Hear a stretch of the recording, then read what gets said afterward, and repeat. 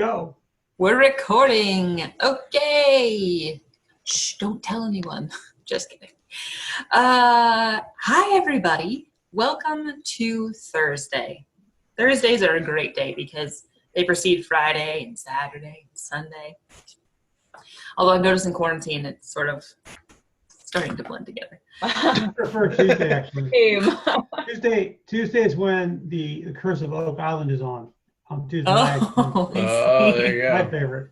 That's scary. I don't like scary movies. All right, well, everyone, hello. Welcome to S+Marketing Live. We are so glad that you are joining us. We are psyched to be here. This is episode 19, titled Landing Pages, Sales Teams, and Burgers. Intriguing, I know. I like burgers too. So this is S+Marketing Live. We're here to help you be and feel smarter about what's happening in the marketing world right now. What is S+Marketing Live? Gosh, thanks for asking. S+Marketing Live is marketing based on the ultimate human technology, stories. I was hoping we'd all say it together. Okay. Very good. I'm still getting it wrong even after all these episodes. Maybe one of these days I'll get it right. So I was going to say humans. Yeah, that's not it. I don't know why I keep saying humans, so I apologize. Minions. That's what my twins would say. They would say minions.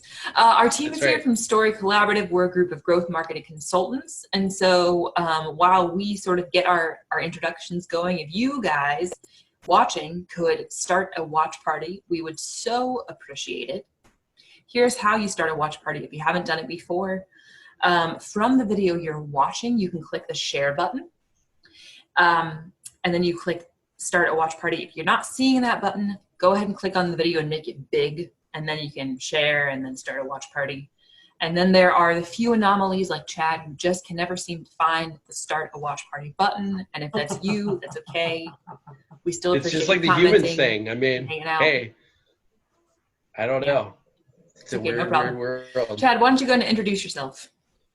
Hi, everyone. I am Chad Alexander, and I am the video strategist for Story Collaborative, in case you guys didn't know that. If you've been with us from the beginning, you've heard me say this like a million times. You're probably, frankly, getting tired of it. So what is a video strategist? I help businesses figure out the strategy for their videos. Oh, thank you, Captain Obvious. So that basically means that I help people can pre-production-wise think through what videos would be effective for their customers and help them execute those videos. So I've had several years of doing this. I love it. It's my passion. So yeah. So if you have any video questions, send them our way. All right. Love it. Without further ado, Jennifer, present it back to you. tell us about yourself. Hey, yes, I can do that. Maybe, depending on the day. My name today is Jennifer Bailey, and every day it's Jennifer Bailey. And I am the web marketing strategist here at Story. And what I do is I help organizations to grow their customer base using the internet. That's what I do. That's pretty succinct. Should I go now? Okay. I think so.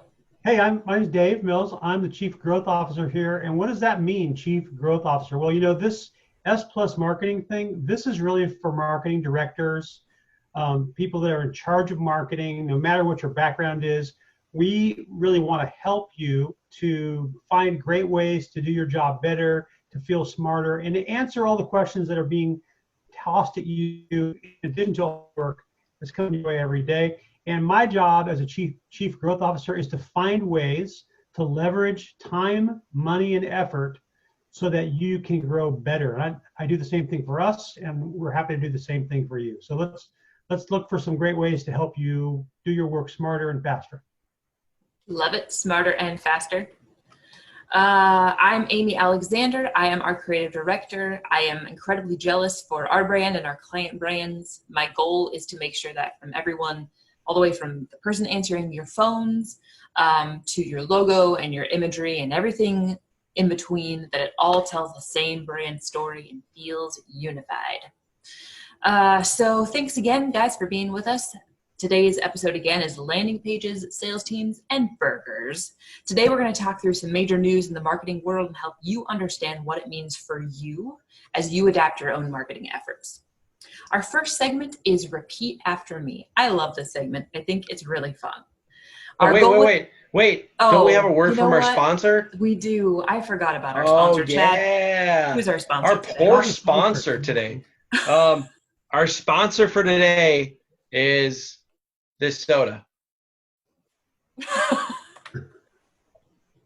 You know who else seems to be our sponsor?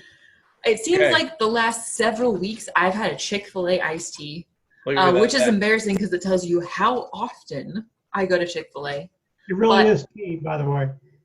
It really is tea. Sure it is. Oh, sure. It's adult tea. Definitely in a COVID world, that's definitely tea. Right. Anyway, all right. Thanks, Chad, for that. That was inspiring. All right. So this is the new watermelon. Grade me to say this. All right. So this is their new watermelon flavor, just in time. It's the refreshing taste of watermelon in a can. We tried to block that out, but he said it twice, so.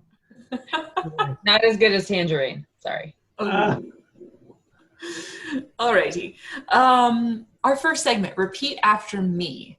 There's lots of times when we're with a coworker or, Uncle Bob even, and they say things and you don't really know how to respond, but you're supposed to know how to respond. And in marketing, there's like 1,000,001 things you're supposed to know about. So in the effort to help you guys feel smarter, we're going to help you know what to say in these scenarios. First, what to say to your ad agency when they want to send digital ads that you're paying for to your homepage. Jennifer, what do you say to that? What? What do I say to my ad agency who I'm paying money when they want to send my high dollar ads to my website homepage? You are fired. That's what I say first. And then I say, have you ever heard of a landing page? Because anybody can go to my homepage. I mean, I can go to my homepage anytime I want. But not just anybody can go to a landing page. A landing page has a very specific job. It's to get those people who are clicking on my ads to buy whatever I'm trying to sell. So it's like clicking on a coffee ad and going to a homepage selling tea. Like, I'm sorry, I'm not going to buy your tea. So that's what I would say.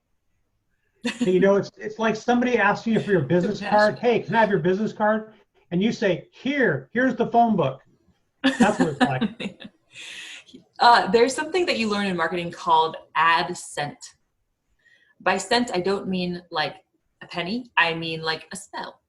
It sounds odd, ad scent, but that's right. Ads are smelling. It's the idea that the ad that you read and click on should have the same aroma, flavor as the place it takes you.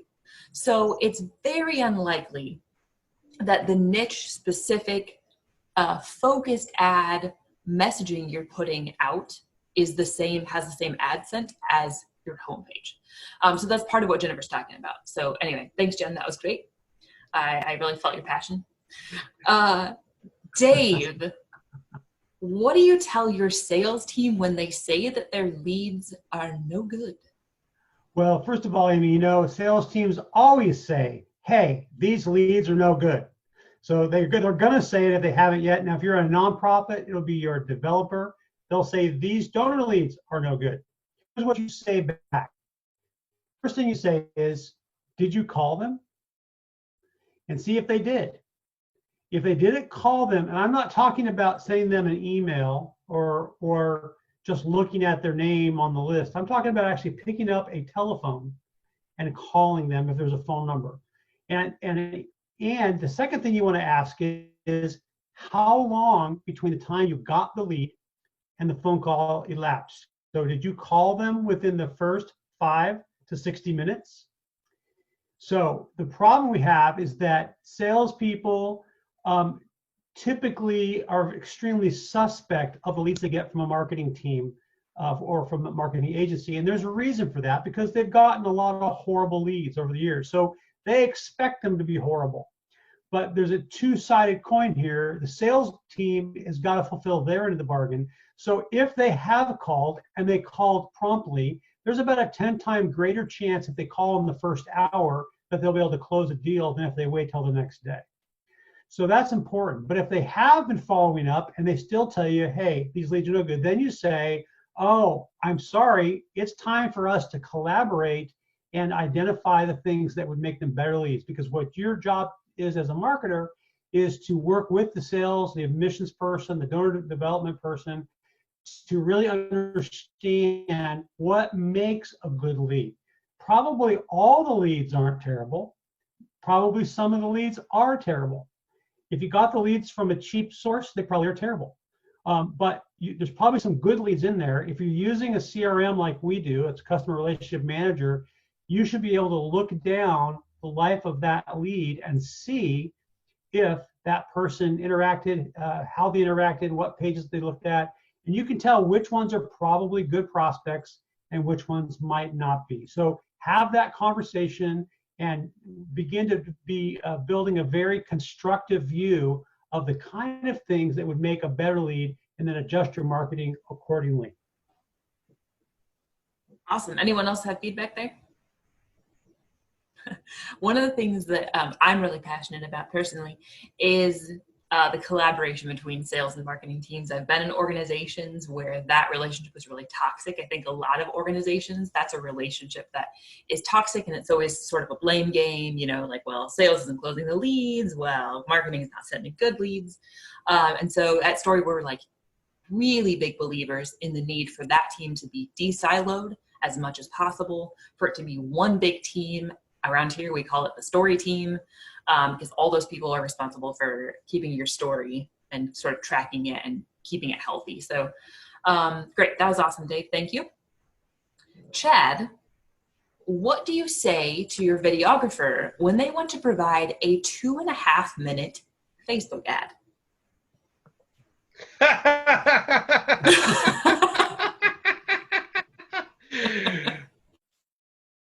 Are you sure you want to do that? Okay, so let's break this down a little bit. 2.5 minutes. Are we in 1995? Or okay, I'll be a little generous here. 2007. Facebook ad. Now, if you said a YouTube video, great. Yeah, that makes sense. YouTube's long form content, but a Facebook ad. Facebook is really honing in on 15 seconds, and really ads that have 15 seconds are going to be promoted with more attraction. And not only that, your audience only has a limited amount of time. Even if they're on Facebook, and the average time on Facebook is like 15 minutes, right? Which is crazy. They still are going to scroll through and see if your ad is 15 seconds or not. And Facebook's gotten to where if your video is above, I believe it's 30 seconds, it'll start having a timer, and it'll say ads coming up soon. So it will interject into your ad another ad. So it's adception. And you don't want adception, guys, okay? You just don't want it. Adception, I love it. So it's like movie Inception. Sorry, I do that sometimes. With something is in something, it's deception. But anyways, so really with your ads, you want to kind of get in and get out and be brief. And the reason for this is that people, when they are exposed to ads, they don't want to take a lot of time to get the messaging across them.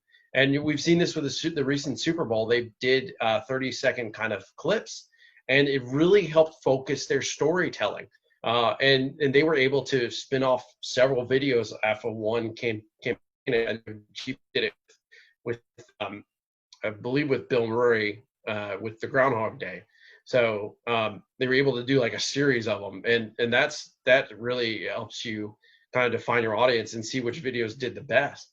But really, take that 2.5-minute video and cut it up into 15-second chunks. I mean, if you have that much footage for a 2.5-minute video, you can definitely do some A/B testing with several different videos and get a better bang for your buck. But please don't do that long of a video. I'll be bored to tears, seriously.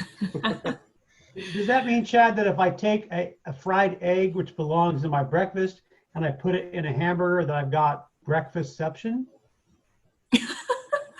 No, I guess not. No, if you put an egg inside a pancake.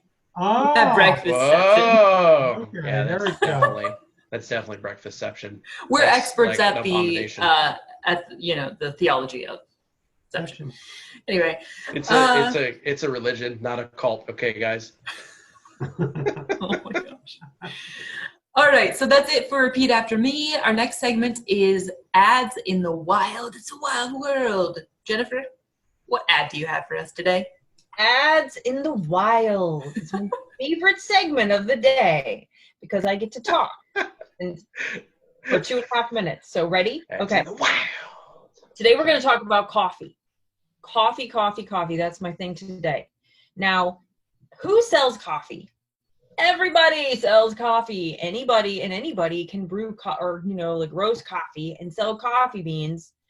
And so coffee has basically been around since like the American way has been around, right? Coffee is part of us. So ads have gotten a little bit creative with coffee. And I'm going to take you back in time today to something very, very special. So here we go. I'm going to Kat, do you have a back in time warp sound? You can there you see go. my Wilkins Coffee commercial ad. Are you ready? Yay! All right. Cool, I can see it. Probably don't know this, but many years ago, Jim Henson was responsible for some coffee commercials, and we're going to watch these, and then I'm going to jump forward in time and show you a couple different kinds of ads as well. Here we go. Put your money in here and you got a cup of Wilkins coffee. I don't want any. Then push that button. How about a cup of Wilkins? With this camera, I shoot pictures of people who don't drink Wilkins coffee.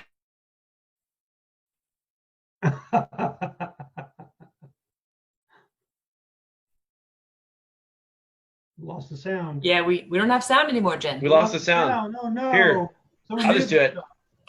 Hold on. Hi, I'm flying along, and I'm getting a cup of Wilkins coffee.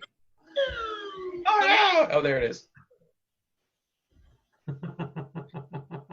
Any last request, like for a cup of Wilkins coffee? No. You don't drink Wilkins? No. That's in bad taste. That's in bad taste. I'm sorry. Want a cup of Wilkins coffee? Oh my gosh. Oh, no problem. Oh These are ads to not show your children. They'll be traumatized. Thank you, Jennifer. Oh, it's so hilarious. The most hilarious ads I've ever seen in my life. I had like a Holy Green cow. Mile flashback for a second. For real. I know. Okay. Really So now bad. that you can never unsee those. Yeah. Now, Goodness we're gracious. going to jump Right forward line. in time. All right. Remember how last week I introduced you to the ad library in Facebook? It's a jewel. Don't forget, facebook.com/ad/library, because you can go in here and see anyone's ads at any time. Now, there's so much to know about this, right? Okay, Black Rifle Coffee Company. This is a coffee company that has gotten quite a bit of attention because of their crazy out there ads. Now, I want to show you that I'm going to start scrolling down the page. These are not the ads they've done of all time. These are their active ads. Look, guys, 14 in this set, 13 in this set. So they have Father's Day ads going out there. They have ads focusing on American history.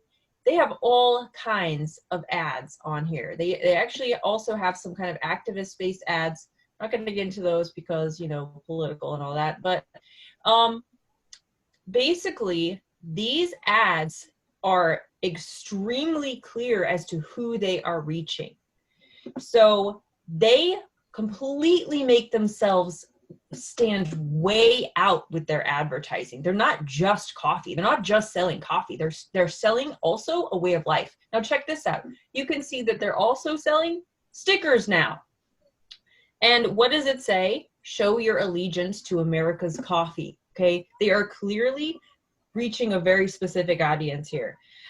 What I like about Black Rifle Coffee Company's approach is that they're building a tribe of people. So they're literally not just selling coffee, guys. They're building a tribe, and that is why they're so effective. with their company. So that's what I wanted to show you.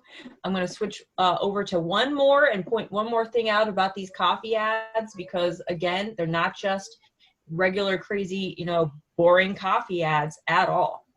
Look at the bottle for Bones Coffee.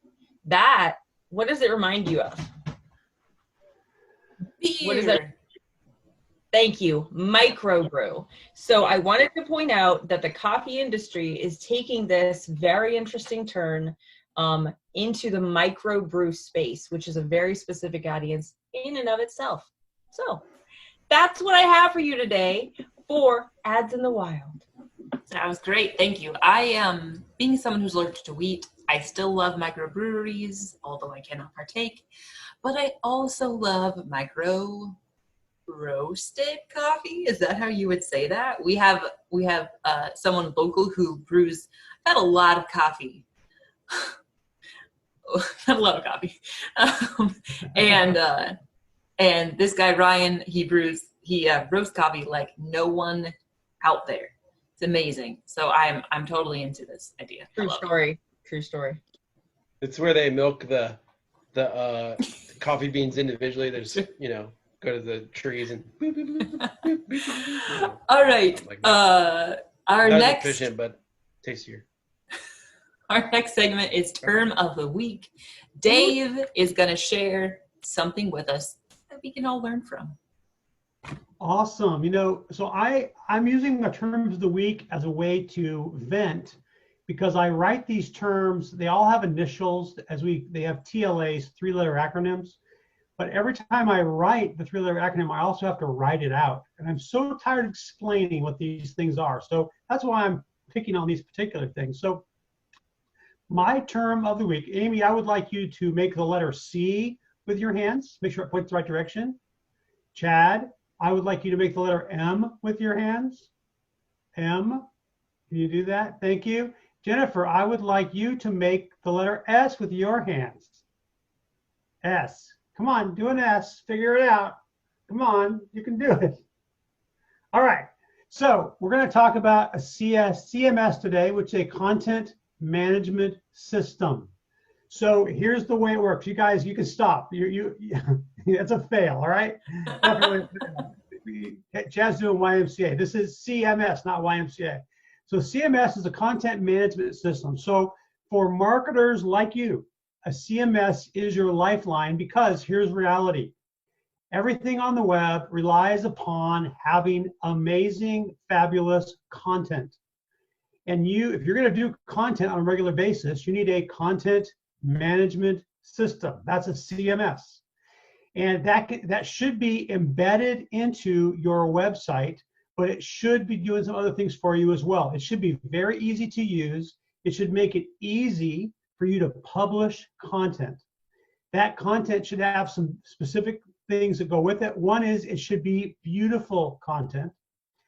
Also, it should be easy to read and easy to share content. That's very important. You should be able to put that content into email, into social. It should be able to be used on the website. So easy to share, easy to use.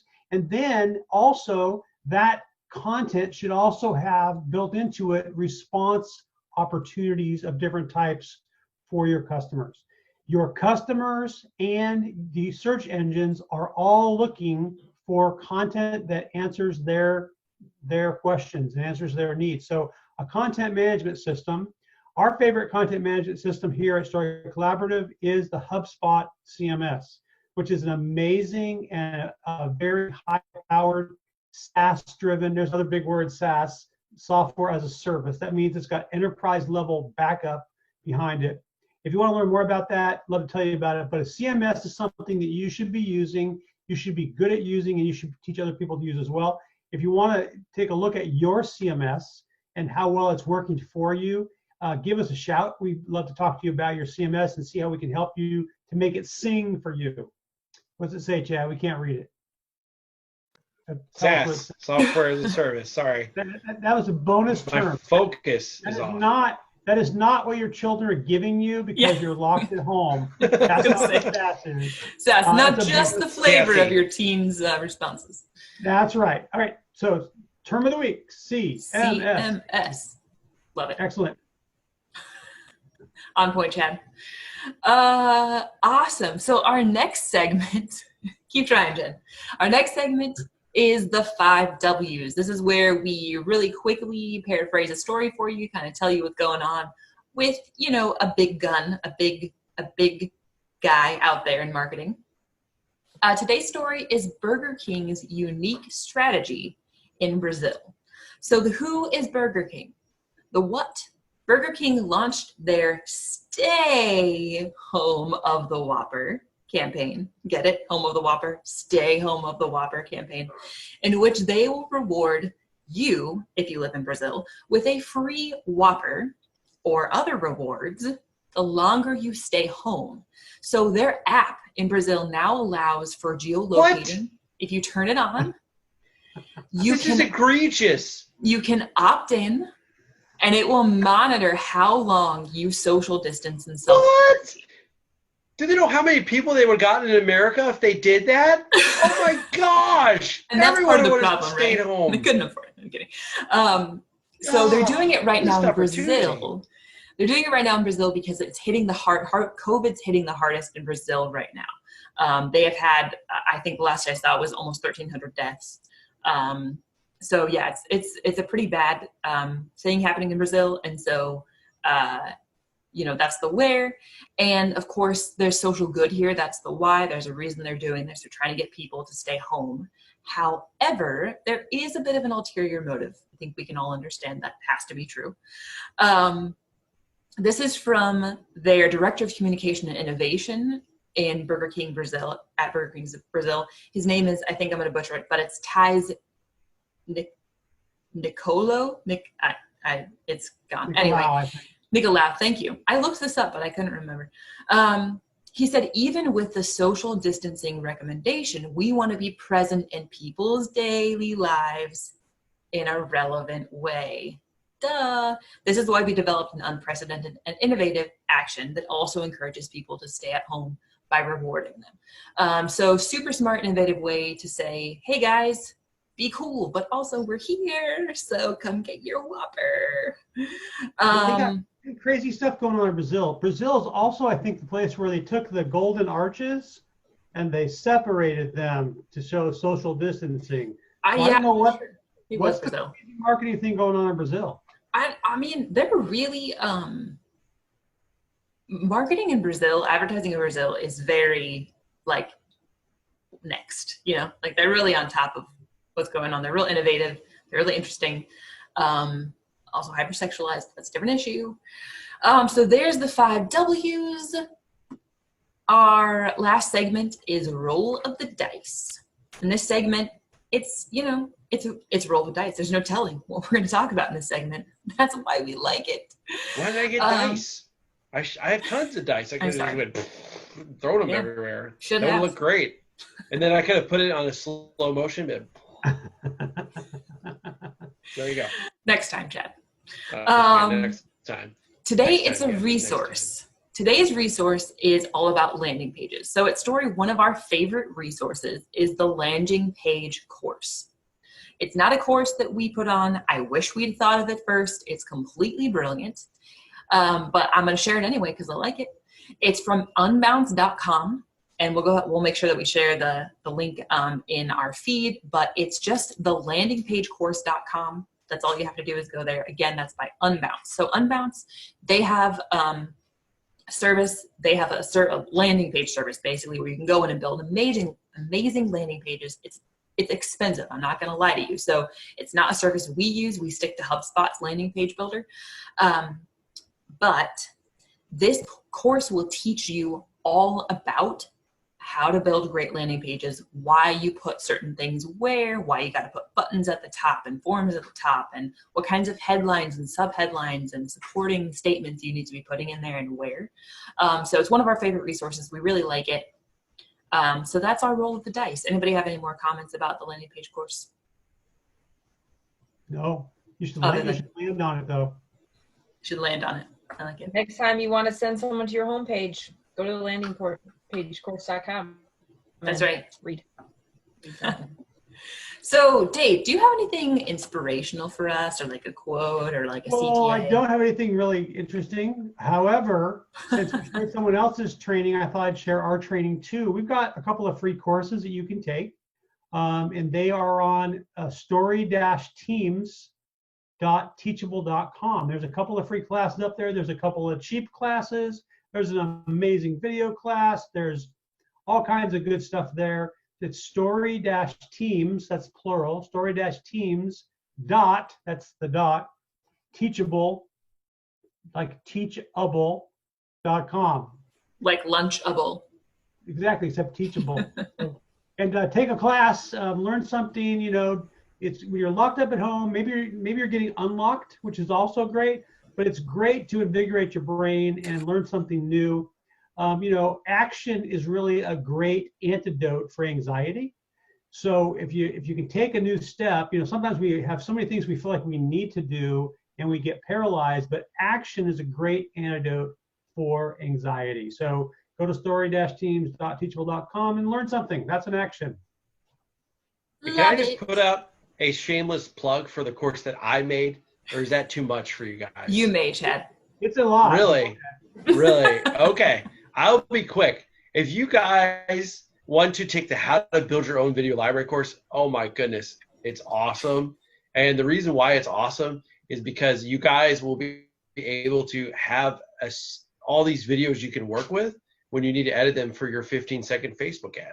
So do yourself a favor, check that out. We have our own, I equate video filming to kind of like, you know, making your own recipe and cooking. And we have in there our own 11 herbs and spices recipe for making your perfect video library. So check it out there. Yeah. All this talk about spices and AdSense and I know, and LaCroix, and yeah. Hey, Jennifer, you should plug your class too. Since he's plugging his class, you've got a free class up there. I do have a free class up there, but you know what I'm going to say? You have to go and find out what it is. That's your homework. Treasure hunt. And mine's not free, guys. Sorry, guys. Chad. Sorry, guys. It's too cool. I'm sorry. Pick up all of the promotional oxygen in the room. So now, therefore, we can no longer do any more self-aggrandizing. All right, well, with that, guys, remember, stories are the ultimate human technology. If you think this was useful, remember, we're here every week, same time, same place. Happy Thursday. Hasta.